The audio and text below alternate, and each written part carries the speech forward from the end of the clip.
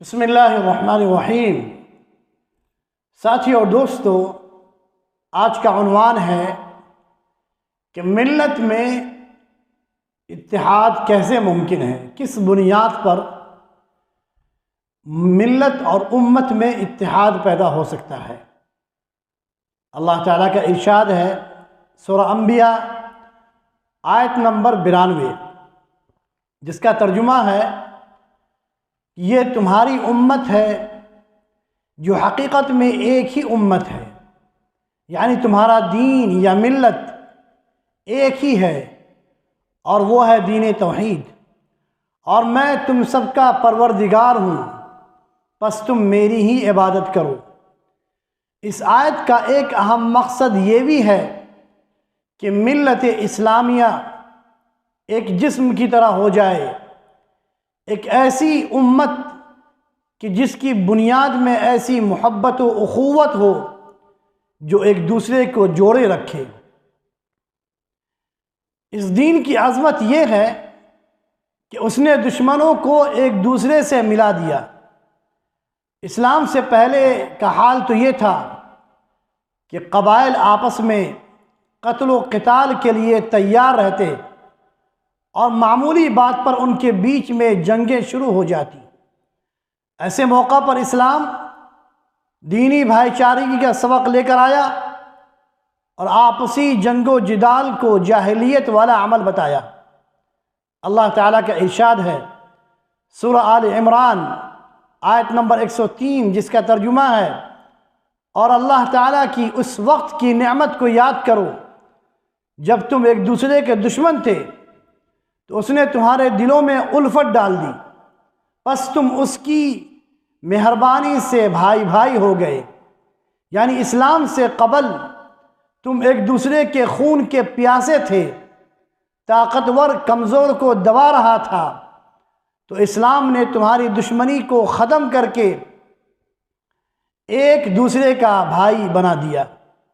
ساتھیو اور دوستو، گروہ بندی اور تفرقہ بازی سے بچنے کی تلقین کرتے ہوئے اللہ تعالیٰ نے حکم دیا اور گروہ بندی کو مشرکین کا طریقہ بتایا۔ اللہ تعالیٰ کا ارشاد ہے سورہ روم آیت نمبر 31 اور 32، جس کا ترجمہ ہے اور مشرکین میں سے نہ ہو جاؤ ان لوگوں میں سے جنہوں نے اپنے دین کو ٹکڑے ٹکڑے کر دیا اور خود بھی فرقوں میں بٹ گئے۔ ہر گروہ اپنے پاس کی چیزوں پر مگن ہے، یعنی ہر گروہ یہی سمجھتا ہے کہ وہ حق پر ہے اور دوسرے باطل پر۔ ساتھیو اور دوستو، ایک ادنا طالب علم بھی دشمنوں کے اس نظریے کو خوب اچھی طرح جانتا ہے کہ لوگوں کو آپس میں بانٹو اور حکومت کرو۔ آج دشمنان اسلام اپنے مختلف مکر و فریب کے ذریعے امت کے جسم میں چھید کر کے اسے فرقوں میں بانٹ رہا ہے، اور نوجوانان اسلام کو ٹولیوں میں بانٹ کر ہر گمراہ دعوت کے پیچھے لگا رہا ہے، جس کا ان نوجوانوں کو ذرا بھی شعور و احساس نہیں۔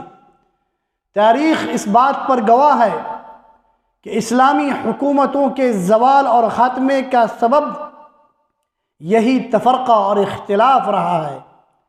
بنو عباسیہ کی خلافت، آج کا اسپین یعنی اندلس کی اسلامی حکومت اور سلطنت عثمانیہ کے زوال کا سبب یہی فرقہ بندی اور اختلاف تھا۔ امت کو گروہوں میں تقسیم کرنے کے بعد ہی اعدائے ملت ماضی اور حاضر کی حکومتوں پر غالب ہوئے ہیں۔ ساتھیو اور دوستو، خالص اللہ کی وحدانیت اور شرک سے دوری ہی اتحاد ملت اور مسلمانوں میں ایکتا کا اہم ذریعہ ہے۔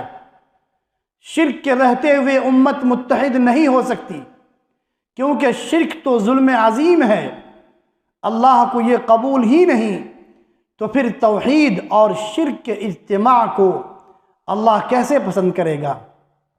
یہاں پر یہ بات بھی اچھی طرح جان لینے کی ہے کہ لات و عزا، منات و حبل، یہ سب مشرکین کے بت تھے اور مورتیوں کے پجاری کے شرک کے درمیان اور اللہ کے ساتھ مردے اولیاء کو پکارنے والوں کے شرک کے بیچ کوئی فرق نہیں۔ اپنے بتوں سے وہ لوگ بھی فریاد رسی، پناہ طلبی اور منتوں کا طریقہ اختیار کرتے ہیں، جبکہ اولیاء کو پکارنے والے بھی یہی راستہ اپناتے ہیں۔ دونوں فریق اللہ کے ساتھ مخصوص عبادتوں کو غیر اللہ کے لیے انجام دیتے ہیں، اس لیے دونوں کا شرک ایک جیسا ہے، چاہے کوئی درخت اور پتھر کی پوجا کرے یا کوئی زندہ یا مردہ آدمی کی پوجا کرے، دونوں برابر ہیں۔ ساتھیوں اور دوستو، توحید خالص، اتباع سنت اور شرک سے دوری کے نتیجے میں اجتماعیت اور اللہ کی طرف سے بیش بہا نعمتوں کی اگر دور حاضر میں زندہ مثال دیکھنا ہے تو سعودی عرب کو دیکھیں کہ کیسے اللہ نے ان کے انتشار کو اتحاد سے بدل دیا اور فقر و محتاجی کو دولت و ثروت اور عیش و آرام کی زندگی سے بدل دیا۔ اللہ سے دعا ہے کہ اللہ ہمیں توحید پر قائم و دائم رکھے اور شرک جیسی خطرناک بیماری سے بچنے کی توفیق بخشے۔